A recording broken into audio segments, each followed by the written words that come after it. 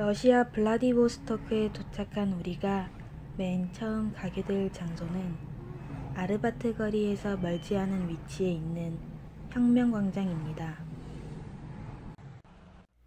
혁명광장이라고도 불리는 이곳은 1917년에서 1922년 러시아 극동지역에서 구소련을 위해 싸웠던 병사들을 위한 곳으로 블라디보스토크의 대표적인 관광지 중 하나입니다.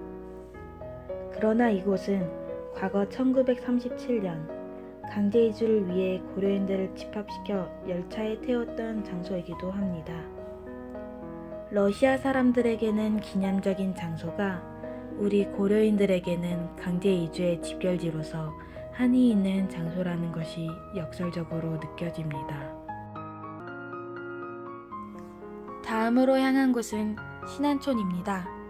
1911년 러시아 당국이 콜레라 근절이란 이유로 도시 중심지의 개척리를 강제 철거하자 집단 이주지로 정해진 이곳에서 다시 신개척리를 건설하고 새로 한국을 부흥시킨다는 뜻의 신안촌이라 명명했습니다. 하지만 1937년 스탈린의 강제 이주 정책에 따라 신안촌도 사라지게 되었습니다.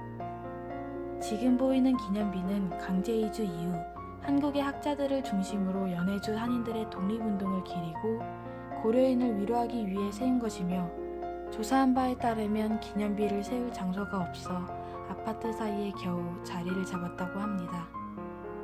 또한 비석들은 중앙은 남한, 왼쪽은 북한, 오른쪽은 재외동포를 기린다는 의미가 있습니다.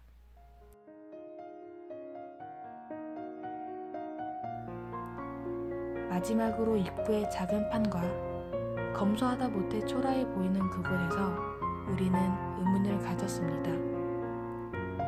이 땅에서 힘들게 살아간 그들을 정말 생각하고 있는지, I love 대한민국의 의미를 알고 있는지. 이제 우리는 그들의 발자취를 따라가 보겠습니다.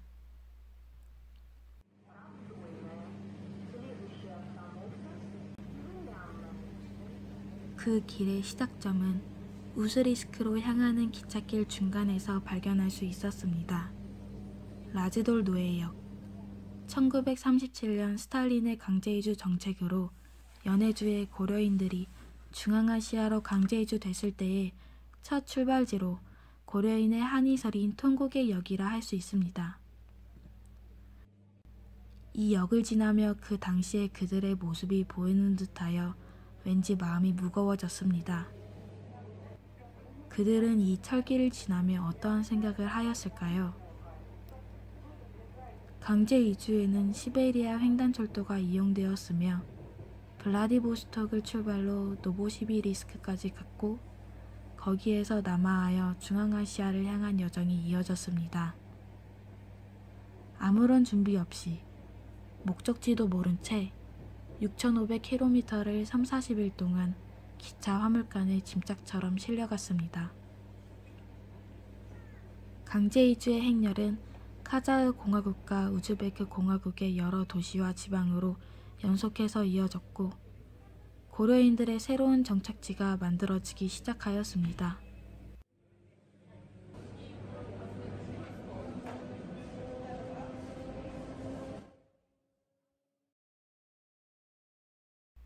그 이후 우즈베크 공화국으로 이주된 고려인들 중 일부는 타지크 공화국과 키르기즈 공화국으로 점점 더 퍼져나갔습니다. 이러하여 고려인들은 유라시아 곳곳에 흩어지게 되었습니다. 우스리스크에서 가장 먼저 도착한 이곳은 고려인 문화센터입니다. 1937년 강제이주 당한 고려인들이 러시아의 터전을 잡고 치열하게 살아왔던 삶의 흔적을 엿보고자 합니다. 고려인은 러시아를 비롯한 구소련 국가에 주로 거주하면서 러시아어를 주로 사용하는 한민족 동포입니다. 구한말부터 일제시대까지 많은 조선인들은 조국을 떠나 삶의 터전을 새롭게 마련하기 위해서 그리고 독립운동가들은 독립운동을 위해 연해주 지역으로 이주하여 정착하였습니다.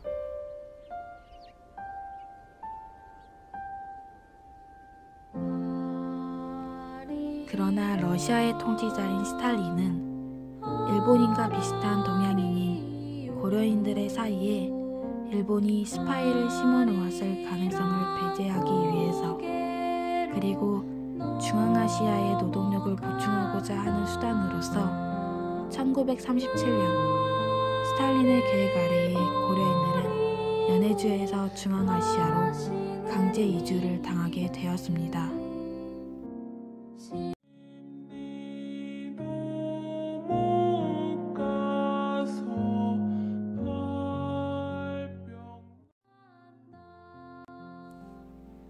그들은 추운 겨울날 블라디보스톡 혁명광장에서부터 라즈돌리 노예역을 거쳐 우스리스크, 하바롭스크를 지나 중앙아시아로 떠났습니다. 강제 이주를 당하면서 17만 5천 명 중 상당수가 추위와 배고픔을 견디지 못하고 사망했다고 합니다.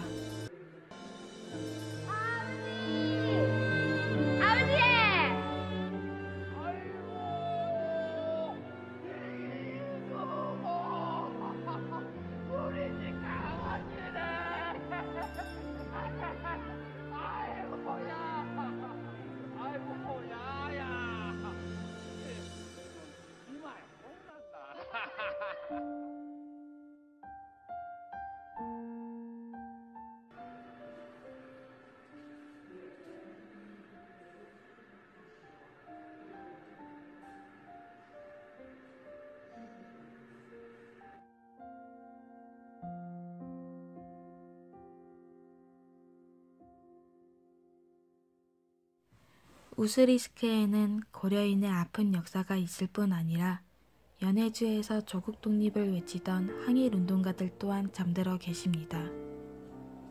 그중 한 분은 이름조차 생소한 최재형 선생님입니다. 이 사진 속 인물은 우리에게 너무나도 익숙한 항일운동가 안중근 의사입니다. 그는 1909년 10월 20일 만주 하얼빈에서 이토 히로부미를 저격하고 체포된 후 배후에 누가 있냐는 질문을 받지만 묵인합니다. 그가 묵인했던 배우는 항일운동의 대부 최재형 선생님입니다. 그는 군납업에 뛰어들어 모은 많은 돈을 연해주 의병들의 무기를 대는 데 썼습니다. 또한 러시아 교민들을 위한 신문도 만들어 조선인들의 민족의식을 끌어올렸습니다.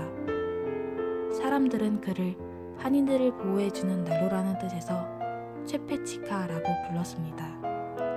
그러나 그는 조선 독립을 보지 못한 채 세상을 떠났습니다.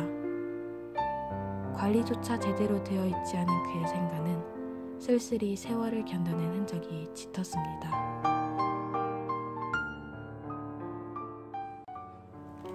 우스리스크 내에서도 너무 외진 곳에 있어 찾아가기조차 힘든 이곳은 헤이그 특사로 잘 알려진 이상설 선생님의 유업이입니다.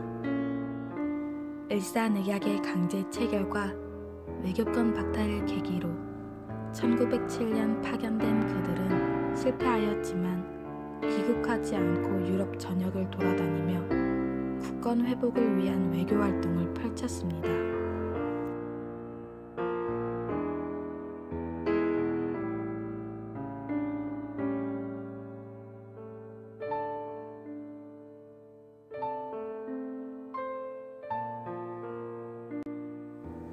비가 오면 진흙으로 변해버려 한 걸음조차 떼기 힘든 이곳은 그의 유골이 뿌려진 이상설 선생님의 마지막 장소입니다.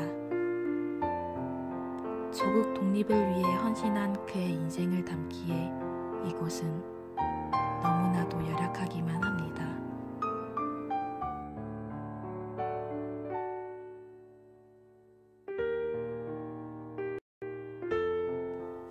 지금까지 보신 영상은 2017년 고려인 강제 이주 80주년을 맞아 많은 사람들이 잘 알지 못했던 그들의 역사를 알리고자 만들었습니다.